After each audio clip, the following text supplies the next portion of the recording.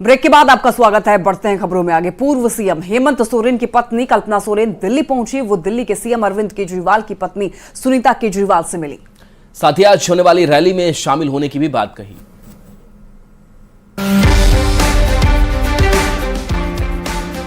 मुलाकात की इन तस्वीरों में खुशी भी है, गम भी है और साथ होने का एहसास भी है। ये है झारखंड के पूर्व मुख्यमंत्री हेमंत सोरेन की पत्नी कल्पना सोरेन और दिल्ली के मुख्यमंत्री अरविंद केजरीवाल की पत्नी सुनीता केजरीवाल। दोनों के पति मनी लॉन्ड्रिंग के केस में जेल में हैं। इसलिए जब दिल्ली में कल्पना सोरेन सुनीता केजरीवाल से मिली तो दोनों की आंखें छलक पड़ी। देखिए, जो घटना झारखंड में 2 महीने पहले हुई थी वो यहाँ दिल्ली में भी सेम घटना हुई है। मेरे पति हेमंत जी को भी जेल भेजा गया। आज यहाँ पे अरविंद सर को भी यहाँ पे जेल भेजा गया है। तो जो स्थिति हमारी झारखंड में है वही अब यहाँ दिल्ली में भी हो गई है। तो मैं सुनीता मैम से मिलने आई थी, उनका दुख दर्द बांटने आई थी। तो उन्होंने भी अपनी व्यथा सुनाई और हम लोगों ने यही मिलकर प्रण किया है कि अब इस लड़ाई को हम लोगों को बहुत दूर तक लेके जाना है, जिनपे मैम का भी साथ हमारे साथ रहेगा और हमारा पूरा झारखंड भी अरविंद केजरीवाल जी सर के साथ भी हमेशा रहेगा। अरविंद केजरीवाल की गिरफ्तारी के खिलाफ दिल्ली के रामलीला मैदान में विपक्षी गठबंधन की महारैली होने वाली है। इस रैली में शामिल होने के लिए कल्पना सोरेन समेत कई जेएमएम नेता रांची से दिल्ली पहुंचे हैं। इस रैली के जरिए न सिर्फ केंद्र सरकार पर जोरदार हमला होगा, लोकसभा चुनाव से पहले विपक्षी एकजुटता दिखाने की भी भरपूर कोशिश होगी। झारखंड के राजनीतिक मैदान से सियासत में कदम रखने वाली कल्पना सोरेन अब दिल्ली के सियासी मंच पर केंद्र सरकार पर हमले करती दिखेंगी। ऐसे में हेमंत सोरेन की गैर हाजिरी से निराश जेएमएम कार्यकर्ता कल्पना सोरेन के सियासी दौरे से उत्साहित नजर आ रहे हैं।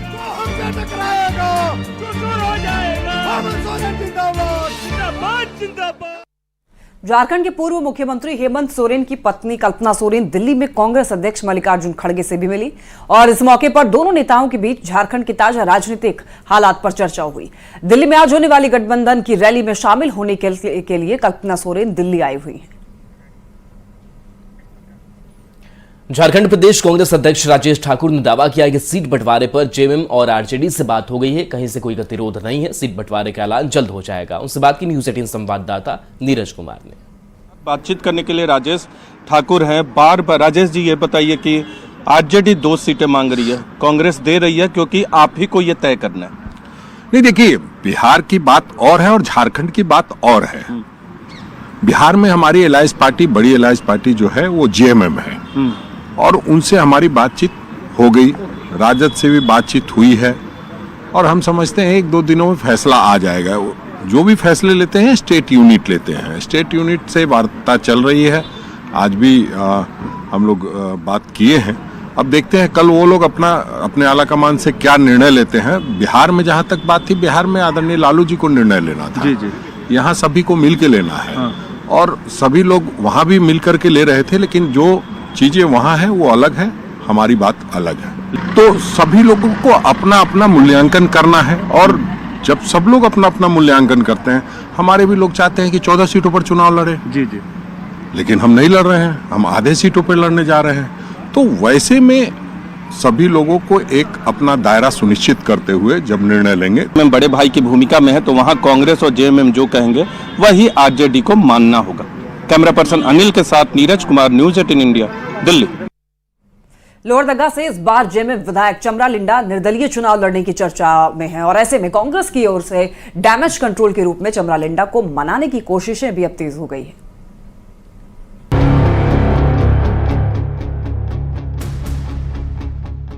लोहरदगा में वापसी की कोशिश कर रही कांग्रेस की राह में सबसे बड़ा रोड़ा है नाराज जेएमएम विधायक चमरा लिंडा। वो पिछले 2 चुनाव से लगातार लोहरदगा सीट से ताल ठोकते रहे। दोनों दफा वो खुद तो नहीं जीत सके, कांग्रेस को लोहरदगा जैसी अपनी परंपरागत सीट जरूर गंवानी पड़ी। ऐसे में इस बार चमरा लिंडा को मनाने की कोशिशें तेज हो गई हैं। जो निर्णय हुआ है महागठबंधन का मैं प्रयास हूँ और मैं समझता हूँ कि वो समझदार हैं, वो जानते हैं चीज़ों को, और मैं समझता हूँ कि अनुशासन वो दिखाएं, उम्मीद मैं करता हूँ। और मेरे छोटे भाई की तरह मैं भी उनसे बात करूंगा, और मैं समझता हूँ कोई चीज़ें अंत नहीं होता राजनीति में बहुत संभावनाएं होती है, और मैं समझता हूँ कि वोटों का बिखराव ना हो। आदिवासी और अल्पसंख्यक वोटर्स पर गहरी पकड़ रखने वाले चमरालिंडा 2009 में लोहरदगा से निर्दलीय चुनाव लड़े थे, पर 1,36,345 वोट लेकर वो दूसरे नंबर पर रहे। तब कांग्रेस तीसरे नंबर पर चली गई थी। 2014 में चमरालिंडा टीएमसी के टिकट पर लड़े और 1,18,355 वोट लेकर तीसरे नंबर पर रहे। कांग्रेस इस बार भी हार गई। इस बार के चुनाव में भी उनके निर्दलीय उतरने की चर्चा है। ऐसा हुआ तो इसका खामियाजा इस बार भी कांग्रेस को भुगतना पड़ सकता है, इसलिए कांग्रेस डैमेज कंट्रोल में जुट गई है। ये शेड्यूल क्षेत्र में कहीं न कहीं एक बहुत अहम मुद्दा है। मैं समझता हूँ आदिवासियत को उनके आइडेंटिटी की बात है, तो ये लड़ाई कहीं न कहीं वो भी है। तो चमरालिंडा जी इस चीज़ों को समझते हैं, और मैं समझता हूँ, मुझे पूरा विश्वास है इन चीज़ों को समझते हुए कोई ऐसा वो कदम ना उठाएं जिसमें हमारे वोटों का बिखराव हो। वोटों के बिखराव की वजह से करारी मात खाती आ रही कांग्रेस इस बार एड़ी चोटी का जोर लगाए हुए है, पर इस बार भी चमरालिंडा नहीं माने तो कांग्रेस की मुश्किलें और ज्यादा बढ़ सकती है। आकाश साहू, न्यूज़ 18, लोहरदगा।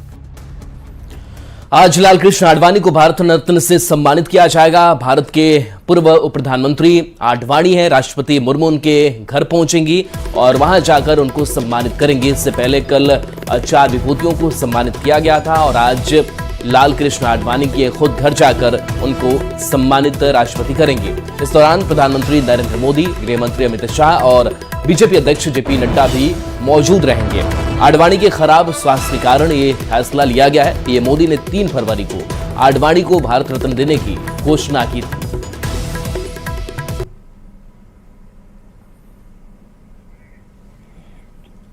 लोकसभा चुनाव को लेकर प्रचार प्रसार जोरों पर है। प्रत्याशी मतदाताओं को लुभाने की कोशिश में लगे हुए हैं।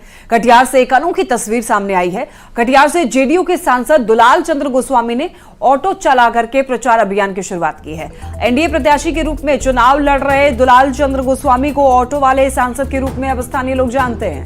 तो दुलाल चंद्र गोस्वामी का कहना है कि साल 1987 में बाढ़ के कारण जब उनके घर में सब कुछ तबाह हो गया था, तब इन्होंने ऑटो चलाकर ही परिवार का भरण पोषण किया था। परिवार संभालने के लिए पटना की सड़कों पर ऑटो चलाते थे।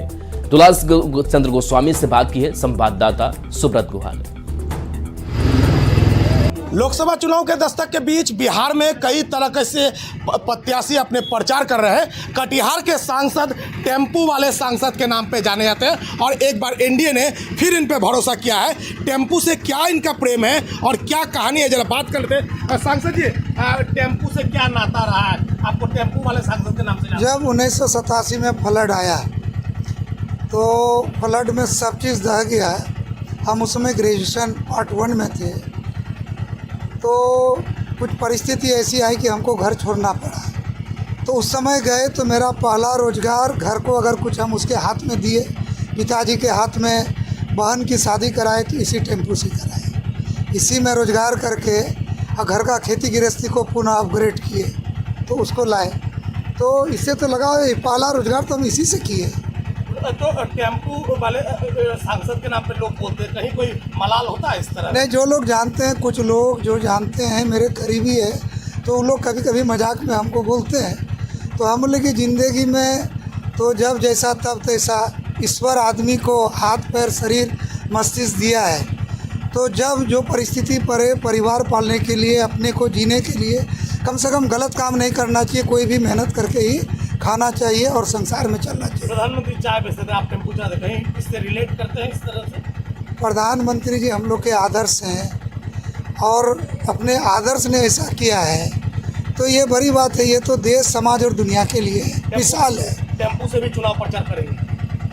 अभी तो सभी साथियों ने लाया, और तो हम लोग अभी बैठे हैं, और यही तो प्रचार है। और उस समय आप लोग भी आ गए हैं, तो आप देखिए हम कैसे चलाते हैं। तो तो ये कटिहार प्रत्याशी दुलाल चंद गोस्वामी है जो एनडीए से चुनाव लड़ रहे हैं। और देखिए जो टेम्पू से चुनाव प्रचार करें, निश्चित तौर पर ये भी अपने आप में एक तरीका है। जैसे प्रधानमंत्री जी अपने आप को चाय बेचने से लेकर जोड़ते हैं, उसी तरह कटिहार सांसद टेम्पू चलाकर इस प्रचार के अभियान को शुरुआत कर रहे हैं। सुब्रत, न्यूज़ 18 कटिहार।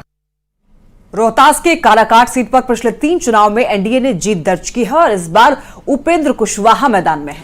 काराकाट में सियासी सरगर्मी बढ़ गई है। एनडीए के नेता जीत का दावा कर रहे हैं। एनडीए नेताओं का दावा है कि उपेंद्र कुशवाहा का जीत कर संसद जाना तय है।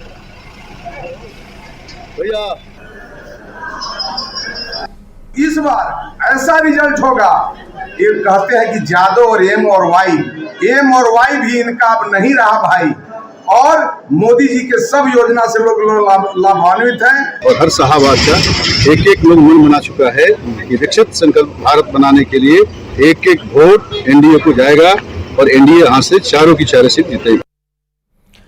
और इस बीच चारा से बड़ी खबर है, जहां अनियंत्रित ट्रक ने बाइक में टक्कर मार दी। 2 महिला के हादसे में दर्दनाक मौत हो गई है। बाइक चला रहा युवक जख्मी हो गया है। आक्रोशित लोगों ने आगजनी की है। पीरो थाना क्षेत्र के दुसादी बाजार मोड़ की घटना सामने आई है। तो 2 महिला की सड़क हादसे में दर्दनाक मौत हो गई है। आरा से खबर है, जहां जो युवक बाइक चला रहा था वो जख्मी बताया जा रहा है। आक्रोशित लोगों ने आगजनी की। पीरो थाना क्षेत्र के दुसादी बाजार मोड़ की ये पूरी घटना सामने आई है। भागलपुर के पीरपैंती से विधायक ललन पासवान से अपराधियों ने 10 लाख की रंगदारी मांगी है और रंगदारी नहीं देने पर विधायक और उनके पूरे परिवार को जान से मारने की भी धमकी दी है। दरअसल विधायक ललन पासवान ने बताया कि 28 तारीख की सुबह 8 बजे उनके मोबाइल पर अननोन नंबर से व्हाट्सएप मैसेज आया, जिसके बाद फिरौती मांगी गई। इस पूरी घटना के बाद विधायक ललन पासवान ने मुख्यमंत्री से मुलाकात की और अपने और परिवार की सुरक्षा बढ़ाने की मांग की है। सुबह 8:08 में हमारे पर्सनल नंबर पर एक मैसेज आया, जिसको हमने लगभग 2 घंटे बाद देखा। उसमें 10 लाख रुपया फिरौती और नहीं देने पर पूरे परिवार को हमको जान से मारने की धमकी दी गई। यह मैसेज अननोन नंबर से था। उसी दिन मुझे पटना जाना था। मैं इस सारी घटना की जानकारी माननीय मुख्यमंत्री जी को दिया, लिखित और मौखिक दिया, और फिर वहां से कार्रवाई स्टार्ट हुई। सिवान के चर्चित चिलमरवा दोहरा हत्याकांड में एमपी एमएलए कोर्ट ने 11 साल के बाद फैसला सुनाया है। कोर्ट ने भाकपा माले के विधायक सत्यदेव राम और अमरजीत कुशवाहा समेत सभी 9 आरोपियों को बरी कर दिया है। बता दें कि 11 साल पहले गुटनी थाना क्षेत्र के चिलमरवा गांव में जमीन विवाद में बमबाजी और गोलीबारी की घटना में 2 लोगों की मौत हो गई थी, जबकि एक शख्स गंभीर रूप से घायल हो गया था। इस मामले में कोर्ट ने फैसला सुनाते हुए सबूतों के अभाव में सभी आरोपियों को बरी कर दिया। 6 जुलाई 2013 में घटना घटी। उसी घटना में दबंग लोग, राजनेता लोग, आपराधी किस्म के लोग सब मिल करके हम पर, अमरजीत कुशवाहा पर और कुछ साथियों पर फर्जी मुकदमा करवा दिया। और फर्जी मुकदमा करा करके 11 साल से हम लोगों को परेशान किया गया। हमको पहले से भरोसा थी न्यायालय पर, और आज न्यायालय ने हमको न्याय दिया है। मैं इसको 100 बार नमन करता हूं। खबर कैमूर से, जहां दुर्गावती थाना क्षेत्र की पुलिस ने लहसुन की आड़ में हो रही प्रतिबंधित कप सिरप की तस्करी का खुलासा किया है। चेकिंग के दौरान पुलिस ने कार्रवाई करते हुए ट्रक पर लदे 2000 प्रतिबंधित कप सिरप को जब्त किया है। पुलिस ने प्रतिबंधित कप सिरप के साथ में ट्रक ड्राइवर को भी गिरफ्तार किया है और आगे की कार्रवाई में जुट गई है। गिरफ्तार ट्रक ड्राइवर बहादुर वाराणसी के कोरियापुर थाना क्षेत्र का रहने वाला है। ये दुर्गावती थाना में एक चेकिंग के दरमियान में एक 6 चक्का का कंटेनर पकड़ाया है और उसमें लहसुन लोड था, लेकिन उसके लहसुन के नीचे में कप सिरप भारी मात्रा में छुपा के लेके जा रहे थे। लहसुन है, तब संदेह के आधार पर उनको पकड़ के थाने पर लाया जाता है और चेक करने के बाद में ड्रग इंस्पेक्टर से भी हमारी बात हुई थी। तो ये प्रतिबंधित ड्रग है जिसमें कोडीन मिला हुआ है और 14 जो है DPS में आता है। तो इस आधार पर हम लोगों ने इसको केस दर्ज किया है। बेगूसराय में हाई वोल्टेज ड्रामा देखने को मिला है, जब एक युवक 1,33,000 वोल्ट के टावर पर चढ़ गया। ये मामला तेघड़ा थाना क्षेत्र के किरतौल पंचायत का है, जहां युवक नीतीश कुमार ने हाई वोल्टेज ड्रामा किया। बताया जा रहा है कि पारिवारिक विवाद और परिवार से प्रताड़ित होकर युवक ने एक कदम उठाया। हालांकि इस समय रहते लोगों ने बिजली विभाग को इसकी जानकारी दी और बिजली सप्लाई कटवाकर युवक की जान बचाई जा सकी। घर से बहुत ही मतलब मेंटली डिप्रेस कर दिया गया था इसके कारण। क्या किया गया, क्यों ऐसा किया? बस कुछ नहीं, हम गाड़ी लेके निकल रहे थे घर से और घर से गाड़ी का चाबी छीन लिया गया। उसके बाद बहुत मारा गया और उसके बाद हम फिर साइकिल लेके निकले, उसे भी नहीं हुआ, घर से फिर भी मारा गया। उसके बाद तो हम निकल गए घर से चुपचाप। उसके बाद जाके वो आराम से एक जगह बैठे, वहाँ पे सब लोग आ गए, तो उसके बाद हम खंभा पे चढ़ गए। चुनाव का मौसम है तो मिल लीजिए मुजफ्फरपुर के एक अनोखे कराटे मैन से, जिन्हें चुनाव लड़ने का चस्का है। पेशे से डॉक्टर नबी हसन कराटे के टीचर है, लेकिन उन्हें चुनाव लड़ने का ऐसा चस्का है कि महज 40 साल की उम्र में 15 चुनाव लड़ चुके हैं। मुजफ्फरपुर के साहिबगंज के रहने वाले डॉक्टर नबी हसन 2002 से लेकर अब तक पंचायत से लेकर लोकसभा तक का चुनाव लड़ चुके हैं, जिसमें 3 बार उन्हें नगर परिषद के चुनाव में जीत भी मिली है। हर विधानसभा और लोकसभा चुनाव में किस्मत आजमाने वाले डॉक्टर नबी हसन एक बार फिर वैशाली से चुनाव लड़ने की तैयारी में। जनता के साथ जो विश्वासघात होता है, वही जनता का विश्वास मत लेके जनता का काम करने के लिए ये उम्मीद रहता है कि जनता ने मतदान किया, अगर काफी मतदान होगी, हम विनर हो गए तो जनता को। कितना बार अब तक चुनाव लड़ चुके हैं? अभी तक 15 बार चुनाव लड़ चुके हैं, जिसमें 3 बार हमारी जीत हासिल हुई है। बाकी बार तो हार का सामना करना पड़ा। किन किन पदों के लिए चुनाव लड़ चुके हैं? पंच पद के लिए, उसके बाद पार्षद पद के लिए, MLC के लिए, सांसद पद के लिए, उसके बाद विधानसभा के लिए, विधायक पद के लिए, उसके बाद में सभापति, उप सभापति के लिए। मतलब कोई ऐसा पद नहीं है जिसको आपने छोड़ा हो? चुनाव सब में लड़ना? जी, सब में लड़ना है और जीतना भी है, और जीतने का काम भी किए हैं। जनता मुझे जिताया भी है। सब निर्दलीय लड़ते हैं या फिर कोई पार्टी से भी संपर्क है? नहीं, अभी तक किसी पार्टी का हमने सदस्यता ग्रहण नहीं किया है। अभी तक हमने आजाद उम्मीदवार है, इंडिपेंडेंट निर्दलीय चुनाव लड़े हैं। मुजफ्फरपुर में पुलिस ने फ्लिपकार्ट डिलीवरी बॉय के नाम पर साइबर ठगी करने वाले अपराधी गिरोह का खुलासा किया है। साइबर ठगी के आरोप में निजी फाइनेंस बैंक कर्मी को गिरफ्तार किया गया है, जो पहले फ्लिपकार्ट में काम कर चुका है। साइबर ठगी का मास्टरमाइंड माने जाने वाले स्मॉल फाइनेंस बैंक कर्मी के साथ 3 लोगों को पुलिस ने गिरफ्तार किया है। साइबर ठग ने 26 मार्च को फर्जी पार्सल के नाम पर महिला के बैंक खाते से 75,000 रुपए की ठगी की थी। ये साइबर ठग डिलीवरी कैंसिल करने के नाम पर मोबाइल पर OTP जनरेट कर ठगी करता था। निजी माइक्रो फाइनेंस कंपनी है, उसके कैशियर हैं, उनके द्वारा साइबर फ्रॉड एक महिला के साथ किया गया था। इस मामले में ये बोचा में पदस्थापित हैं एज ए कैशियर के रूप में, लेकिन एक जो निकटवर्ती ब्रांच थी मोतीपुर में, उस ब्रांच से इन्होंने कुछ डिटेल्स उस महिला के हासिल किए, क्योंकि उस महिला का जो अकाउंट था वो मोतीपुर के ब्रांच में था। वहाँ से डिटेल्स हासिल करके ये फ्लिपकार्ट एजेंसी के कुरियर बन के उस महिला के घर में कुरियर पहुंचाने गए। और जब महिला ने मना किया कि नहीं है, मैं तो कोई कुरियर ऑर्डर नहीं किया है, तो इन्होंने उस महिला से इनका फ़ोन मांगा कि आप फ़ोन दे दीजिए और आपका ऑर्डर मैं अभी जो है कैंसिल कर देता हूँ। पूर्णिया के कस्बा थाना क्षेत्र में पिछले दिनों CSP संचालक से लूट मामले का पुलिस ने खुलासा कर दिया है। पुलिस ने इस मामले में 2 अपराधियों को लूट के 3,40,000 रुपए के साथ गिरफ्तार किया है। 21 मार्च को कुल्ला खास में CSP संचालक से 11,82,000 रुपए लूट लिए थे। पुलिस ने इस लूटकांड में इस्तेमाल 2 बाइकों को भी जब्त किया है। गिरफ्तार अपराधियों की पहचान बेचन पासवान और मुन्ना कुमार के रूप में हुई है। दोनों अपराधियों ने इस लूटकांड में अपनी संलिप्तता स्वीकार कर ली है। एक अपराधी बेचन पासवान पर 11 से अधिक आपराधिक मामले दर्ज हैं। पुलिस ने दोनों अपराधियों को जेल भेज दिया है। केस दर्ज करके त्वरित कार्रवाई करते हुए इन पूरे गिरोह को आइडेंटिफाई किया गया और उनमें से 2 लोगों को अरेस्ट कर लिया गया है, जिनके पास से 3,40,000 रुपये भी बरामद किया गया है। और साथ ही 3 मोबाइल और लूटा हुआ आधार कार्ड और कांड में जो 2 मोटरसाइकिल प्रयुक्त हुआ था, एक पल्सर और एक सुपर स्प्लेंडर, उन सभी को बरामद कर लिया गया है। गोपालगंज पुलिस ने बाइक चोर गिरोह का खुलासा कर दिया है। पुलिस ने पश्चिम चंपारण में 2 अपराधी को गिरफ्तार किया है। नगर थाना क्षेत्र में बाइक चोर ने दरवाजे पर खड़ी बाइक की चोरी कर ली। चोरी की घटना CCTV में कैद हो गई। पुलिस ने CCTV के आधार पर दोनों अपराधियों की पहचान करते हुए गिरफ्तार कर लिया। एसपी ने तत्काल एक टीम का गठन कर यह छापेमारी की है। पुलिस ने इस छापेमारी में बाइक चोर गिरोह के कुख्यात सरगना समेत 2 अपराधियों को गिरफ्तार किया है। गिरफ्तार अपराधियों की पहचान नौतन थाना क्षेत्र के पांडेय टोला गांव निवासी संजय प्रसाद उर्फ कल्लू और मिथिलेश सहनी के रूप में की गई है।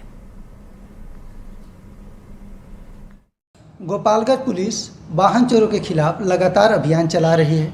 इसी कड़ी में कुख्यात वाहन चोर गिरोह के सदस्य कल्लू उर्फ संजय को एवं मिथिलेश सहनी को गिरफ्तार किया गया है।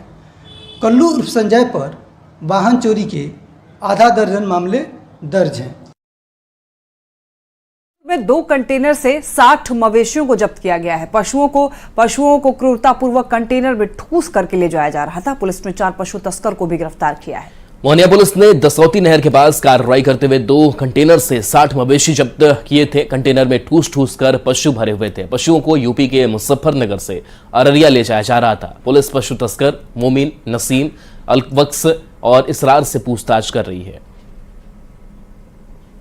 ये भी जो है अंदर वाले रास्ते का उपयोग ये लोग करते हैं और देवलिया रामगढ़ होते हुए और ये पुनः जो है पटना रोड को टच करते हैं। तो 2 कंटेनर में भर के मवेशियों को काफी क्रूरतापूर्वक ले जा रहे थे, तो उसको चेकिंग के दौरान पकड़ा गया है।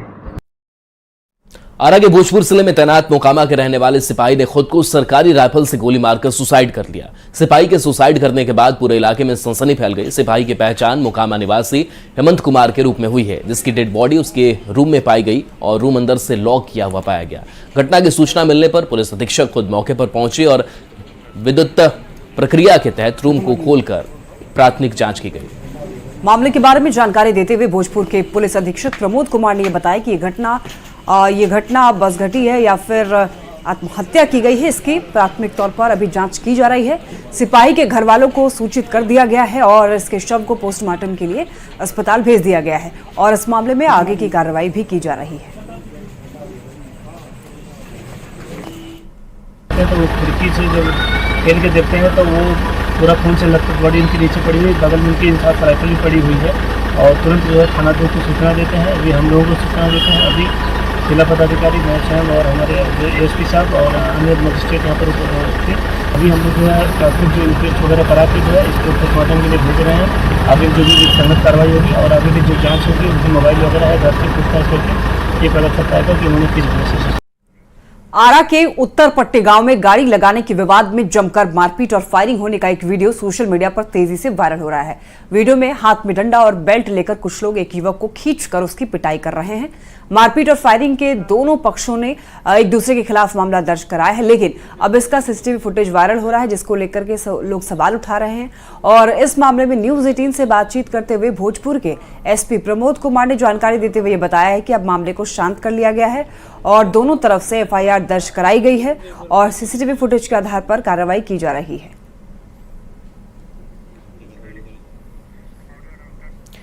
मुजफ्फरपुर में सोशल मीडिया पर युवक की पड़ोस की लड़की के साथ फर्जी अश्लील तस्वीर वायरल करने के मामले में पुलिस ने 2 आरोपियों को गिरफ्तार कर लिया। मामले में पीड़ित युवक ने डिप्रेशन के कारण सुसाइड कर लिया। मामले की जानकारी देते हुए एसएसपी राकेश कुमार ने बताया कि सितंबर 2023 में पियर थाना क्षेत्र के पीड़ित के पिता ने आवेदन दिया था कि उनके बेटे की फर्जी आईडी बनाकर पड़ोस की लड़की के साथ फर्जी अश्लील तस्वीर वायरल की गई, जिसके कारण युवक डिप्रेशन में चला गया और सुसाइड कर लिया। मामले में साइबर थाने में आवेदन दिया गया, जिसके बाद पुलिस ने कार्रवाई करते हुए 2 आरोपियों को गिरफ्तार किया है और दोनों आरोपियों ने मामले में अपना गुनाह कबूल किया है।